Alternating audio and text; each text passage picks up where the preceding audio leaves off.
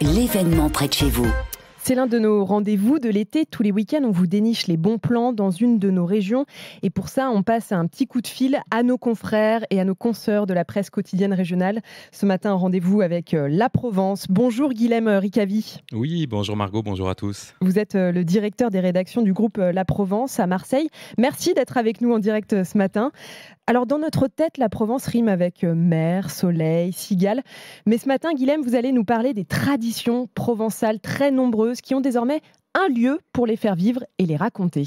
Oui, tout à fait. C'est une idée géniale qu'a eu Vianney d'Alençon. C'est redonner vie à un château millénaire quasi à l'abandon à La Barbin. Alors, La Barbin, c'est une petite commune qui a 2 pattes, Salon de Provence dans les Bouches-du-Rhône. Et La Barbin, elle est déjà connue, cette commune, pour son magnifique zoo. Et on peut y visiter donc ce zoo exceptionnel. Et on peut y visiter également depuis l'été dernier Rocher Mistral qui propose des spectacles et des animations autour de l'histoire de la culture provençale. C'est un parc de loisirs en quelque sorte. Et la particularité de ce lieu, c'est qu'il propose des immersions historiques uniques avec des spectacles incroyables qui font revivre les grandes époques de la Provence. Vous pouvez ainsi, par exemple, vous plonger dans les aventures de Claude de Forbin qui était d'ici, qui était le célèbre corsaire de Louis XIV, ou encore dans la quête des bâtisseurs. Et cet été, Rocher Mistral a créé un spectacle inédit qui vous plonge au cœur du Moyen-Âge autour de l'histoire du seigneur de Pontevès, de retour des croisades, qui découvre que son château a été spolié. Donc voilà, Rocher Mistral, on peut y aller en famille, à tout âge. Il y a également un marché provençal, des jeux, et puis vous pouvez vous promener dans un jardin qui avait été décidé par André Le Nôtre. Donc un zoo et Rocher Mistral à La Barbin autour de la culture provençale. Ça, c'est pour l'idée de sortie dans les Bouches-du-Rhône. Si on est plutôt dans le Var, Guilhem, vous nous conseillez quoi ? Écoutez, si vous êtes dans le Var, je vous propose une petite escapade du côté de Saint-Tropez, j'allais dire destination. De l'été. Oui, connue de tout le monde. On est à quoi ? Une centaine de kilomètres de Marseille, une petite centaine de kilomètres de Nice. Et donc, vous pouvez vous rendre à Saint-Tropez, qui n'est plus tout à fait le petit village de pêcheurs qu'il était au début du XXe siècle. Mais la station balnéaire qui a connu son envol dans les années 50 a toujours quelque chose d'unique, d'authentique, qui mérite le détour, surtout en cette fin du mois d'août où les touristes s'y font beaucoup moins nombreux. Saint-Tropez, pour résumer, c'est à la fois le meilleur de la Côte d'Azur et le meilleur de la Provence.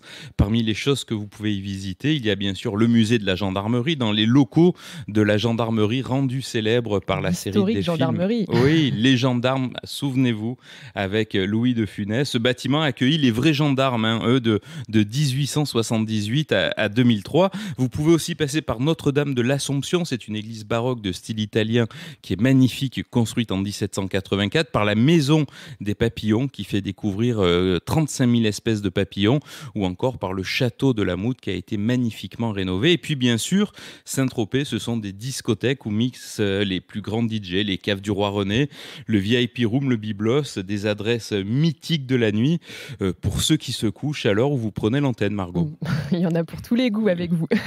Allez, on reste au bord de l'eau, mais on prend la direction des rives du lac de Sainte-Croix dans le Verdon.